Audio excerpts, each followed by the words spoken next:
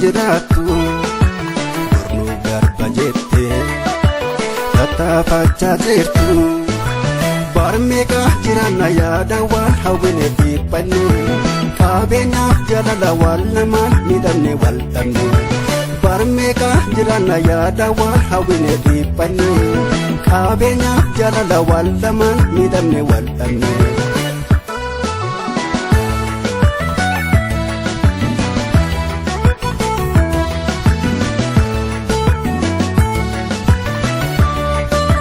Jaalaluma keetu na dhorkee jireenya sababayyummaa takka bahuumti keenya maalan godha gaadha bisatta hammaatu nyaadhuun gammaduu dhugusa na agarraattu rakkoonni dhorkee waliin akkaan jiraanne gaaf rabbi jedhee wal agarraa akka yaanne rabbis kan nu uume sababa qabaafi maaf lama dhabnee kana naftaa eegaafi.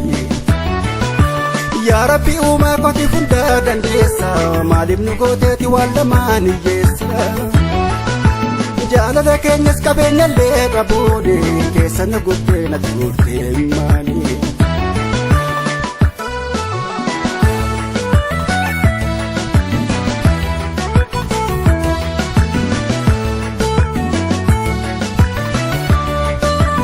Biyyummaan diddee nu gabroonfattee jaalallee kiyyaan addaan nu baaftee waan arguun ooluu guyyaa gaaf tokko obsiin dhiphatiin hallii mijoofte uffiin dhiphiisiin gaddiis yeroo fi kan nuuf jabaate salphaadha rabbiifi yeroo jireenyis nyaaraan nu tuure yeroon isaa dhufaa dhiibee wal tuure.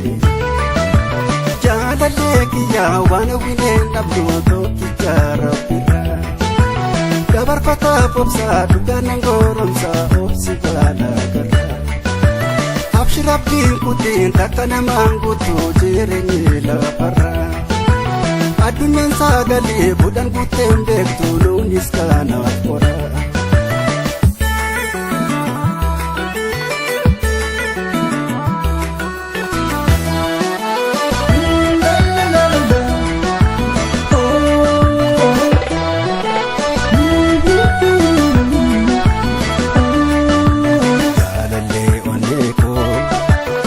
Warra jiraatu bornuu garba jettee tattaafachaa jirtu barmeeqa jiraanna yaada waan hawwine dhiiphanne qabeenyaaf jaalala wal namaan miidhamne wal dhabne barmeeqa jiraanna yaada waan hawwine dhiiphanne qabeenyaaf jaalala wal namaan miidhamne wal dhabne.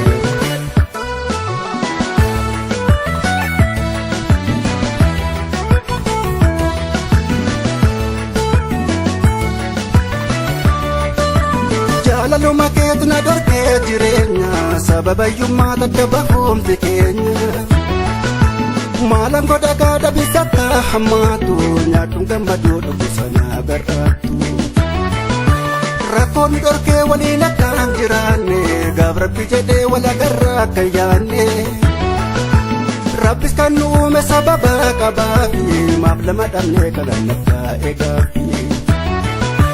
Yaa Rabbi uumaa kooti hundaa dandeessa maaliif nu gooteeti waan lamaan hiyyeessa jaalala keenyas qabeenyallee qabuune keessa na guddee na tuurtee maali.